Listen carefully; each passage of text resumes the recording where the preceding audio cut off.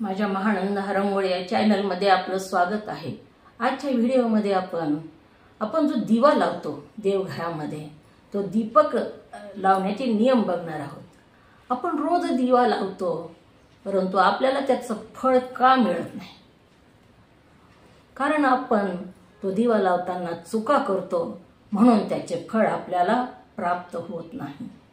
मंदिरात दिवा लावत असताना दिवा घासलेला असावा। पहिला लावलेला दिवा पुन्हा लावू नये। दीपक हे जे आहे ते देवाचं अन्न आहे आणि खरकट्या ताटामध्ये अन्न आपण सुद्धा खात नाही।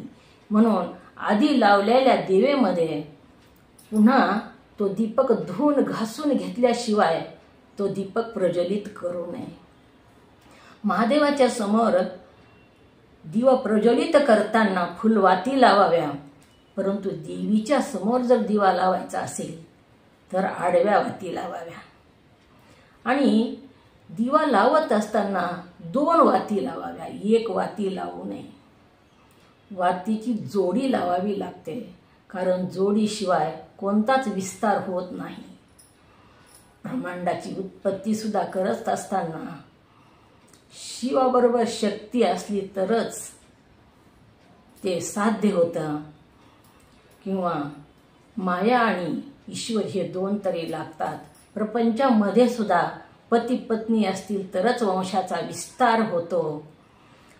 लाईट सुद्धा आपल्याकडे आणायची तर तुम्ही लाईटच्या वायरमध्ये बघा, तिथे 2 वायर असतात, तेव्हाच ती लाईटची सप्लाय होते। त्याचप्रमाणे आपण सुद्धा वाती लावत असताना वातीची जोडी लावावी, मग फुलवाती असो किंवा आडव्या वाती असो। अशा प्रकारे वात लावत असताना दिवा डायरेक्ट जमिनीवर ठेवू नये। कोणत्याही वृक्षाचं पान त्या दिव्याखाली ठेवावं। घरामध्ये लावत असताना प्लेट ठेवावी, त्याच्यावर अक्षदा ठेवावा किंवा फुलाचा चुरा करून ठेवावा आणि त्याच्यावर दीपक ठेवावा। दीपक प्रज्वलित केल्यानंतर हात धुवून घ्यावा असं सांगितलेलं आहे। दीपक कोणता जास्त प्रखर सांगितला तर मातीचा दीपक जास्त फलदायी सांगितलेला आहे। मातीची पंथी लावावी किंवा पितळाचा दिवा लावावा, पण चांदीचा दीपक लावावा, परंतु तांब्याचा दीपक लावू नये। दिवा रोजचा दीपक लावत असताना त्याची ज्योती पूर्व दिशेला किंवा उत्तर दिशेला करावी, पश्चिमेला करू नये, दक्षिणेलाही त्याची ज्योती करू नये। अमावस्या दिवशी दीपक लावायचा असेल पितराच्या तृप्तीसाठी तर मात्र दक्षिणेकडे ज्योती करून 2 वाती ठेवून मातीचा दीपक लावावा। असे ह्या दीपक लावण्याचे नियम सांगितलेले आहेत। तांब्याचा दीपक मात्र वापरू नये असं सांगितलं। चांदीचा दीपक श्रेष्ठ सांगितला। चांदीचा दीपक लावत असताना त्यामध्ये तुपाच्या वाती लावाव्या, त्यावर 2 लवंगाची जोडी ठेवावी। अखंड लवंग असाव्या, तुटकी लवंग ठेवू नये। त्याच्या समोरचं फूल असतं त्याला 4 टोकं असतात, ते 4 अखंड टोकं असलेल्या 2 लवंगा त्या दीपकामध्ये टाकाव्या। आणि तुपाचा दीपक हा चांदीचा असावा।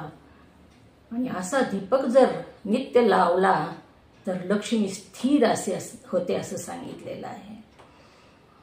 म्हणून आपण नियमाधर्मानंच दीपक लावावा। हात धुवून दीपकाची वात जरी सारली तरी सुद्धा हात धुवून घ्यावा।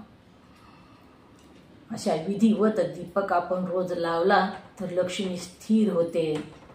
कुबेराला सुद्धा कुबेराचं धन प्राप्त झालं, आपल्याला सुद्धा लक्ष्मीची प्राप्ती होईल। परंतु हे नियम पाळून आपण दीपक प्रज्वलित करावा, नित्य दीपक लावावा। माझा जर व्हिडिओ आवडला तर लाईक आणि सबस्क्राईब करा।